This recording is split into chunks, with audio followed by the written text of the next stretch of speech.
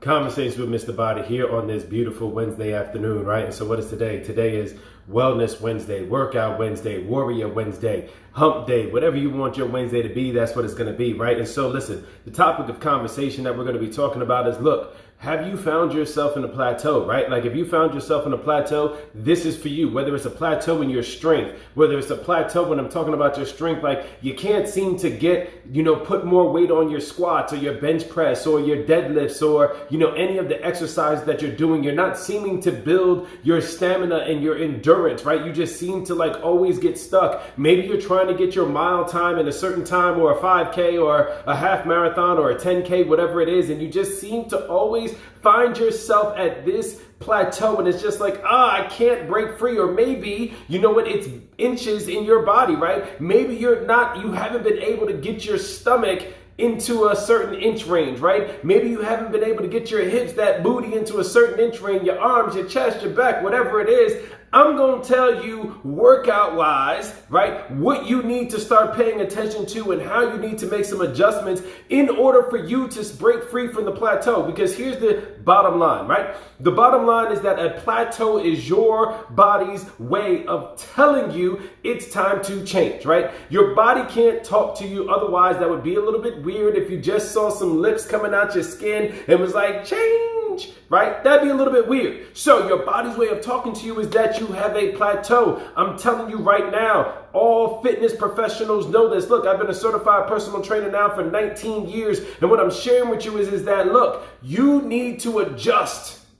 And the problem that some of you are having and why you find yourself stuck, why you keep losing weight and getting these results and always getting to a certain point and not being able to break through, or it seems like that's just your breaking point, right? Is because you haven't done anything different, right? And so you got to understand that the program that you start with, the exercises that you do, the weights that you're using, the reps, the sets, the rest, the design, it has to change along the way, right? And so if you're not a pro and you're not very skilled at making changes on the fly like this, I'm telling you right now, here's your best bet, right? Here's your tip number one. Keep an exercise journal. Start writing everything down. What did you do today? How many sets? How many reps? What weight did you use? It's important, right? Because gradually, as you are getting stronger, as the weeks are going by, you should be getting stronger. So you should be able to increase the weight that you're using because your muscles are stronger. One of the things that I've found in my career is that oftentimes a lot of people stick with the same weight. They stick with the same weight because they feel like, well, that's the weight that they were getting some results with. That's where they're comfortable with, right? And that's just where their strength is. But listen, truth of the matter is in a few weeks, you get stronger. So you got to add more weight, right? It's not meaning that it's going to bulk you up. And there's a lot of, more women that feel like, well, I don't want to go over a certain number of pounds because I don't want to look like a man. I don't want to be bulky. I don't want to look like you, Mr. Body, right? And I'm like, listen, that's not how it works. That's not how it works. How it works is you get stronger, you have to use more weight, right? Just like in school, you get smarter as you go from grade to grade. And as you get smarter, the work is supposed to get more challenging in order to expand your mind. The same thing happens when it comes to your workouts. If you've been using the same 5-pound, 10-pound, 20-pound weights for months, that's why you're stuck. You got to gradually increase, right? Then you want to start working on, maybe not just doing, one individual exercise, right? So let's just say, for biceps, right? And you do, some curls like this, and then you take a break and there's some curls like this. There's something called a superset where you do 2 back-to-back exercises before you take your break. Right? And so you can do some curls with some dumbbells like this, and then you can grab some other dumbbells and do some hammer curls. That's a superset. You do them both back to back before you take your rest. That's a way of being able to make an adjustment to your workout program, right? Here's another trick for you.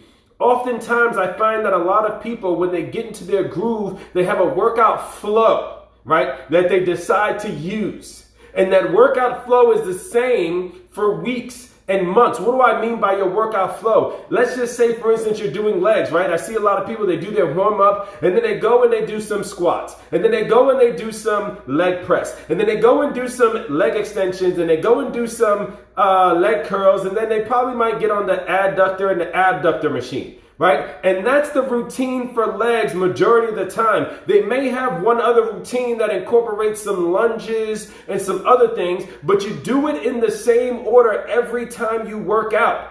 Here's a trick for you. I promise you can keep that order. I'm telling you, it's better to actually scramble it up a little bit. Like, you know what? If you put a whole bunch of cards on the table and you went like this, right? That's really what you want to do with the exercises, because that's going to be muscle confusion, right? Your muscles they get used to you doing the same order of exercises. So the easiest way to break that up is to do the exercises in the reverse order.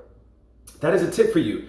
Do your workout in the reverse order. If you're always going squats, then leg press, then leg curls and leg extensions and adductor and abductor. Let's say that's your 6. Go backwards. Start with the abductor, do it that way, right? Like, there's just a lot of different ways of incorporating it, but you gotta start creating changes into your workout program, right? So the changes come from the weight that you're using. Right? So that's your first thing that you got to start looking at. Make sure that you are increasing the weight that you're using, still keeping good form, right? But increasing the weight that you're using, because your muscles are getting stronger and they require more weight, more intensity in order to be able to continue to get the results that you're looking for, right? The second thing that you want to look at is how much rest time are you taking? Start to vary your rest time. And here's the trick with rest, right? A lot of people, right? When they're resting, they wait till they catch their breath and then they start the clock for rest time. That's not really how it works, right? When you're working out, if your rest time is 60 seconds, if I'm doing chest press like this, boom, boom, I rack it, time starts. It's not once I catch my breath. It's not once I walk to the water fountain and then get back, my rest time starts. No, rest time starts as soon as you complete the reps in that set, right? Oftentimes, a lot of times, if you have a workout partner, listen, your rest time is their work time. And so depending on the exercise, you may not have a lot of time, right? And so rest time is important in the results that you're getting, in the progress that you're making, in the ability to break free through the plateau. If you're taking lots of rest time, right? Lots of rest time is like longer than 90 seconds, unless you are doing a heavy day. Now, if you're having a heavy day, a little bit longer of rest time in between sets is okay. But and heavy means that you're doing some weight that you're only moving like 5 times, right? But if you're doing 10, 15, 20 reps, you don't really need more than 90 seconds. 60 seconds is great. 30 seconds is going to give you a different type of workout, right? But you got to pay attention to your rest time. The next area that you want to look at is your number of sets, right? I see people, they're always doing like 3 sets of something or 4 sets of something. Start to adjust the amount of sets that you're doing. If you're always doing 3 or 4, have some days where you do 5 or 6 or 7. Right? It's going to give you a different result because you're changing the number of sets that you're doing. And when you shorten the rest time, it doesn't mean that you're going to have a longer workout, right? Because you're like, oh, well, I don't have that much time. I only got 60 minutes. Well, guess what? If you're not taking 3 minutes in between sets and you're taking 60 seconds, you can add a couple of extra sets and boom, you're going to start to shock your body, because your body and your muscles are going to be like, hey, wait a minute.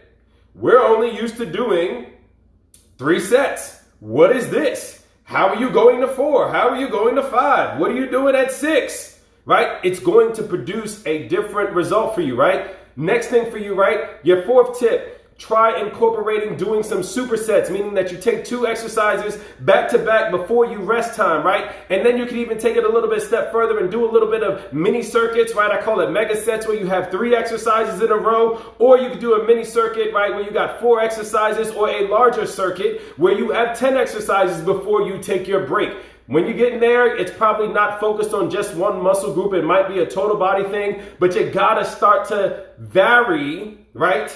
The number of sets, the rest, how you design it and all the other stuff. That's your 5th tip, right? Stop doing the same order of exercises every time you work out. Stop doing chest, right? And going on the incline bench, and then going on the flat bench, and then going to dumbbell, incline and dumbbell flat. And then like that, your body adapts.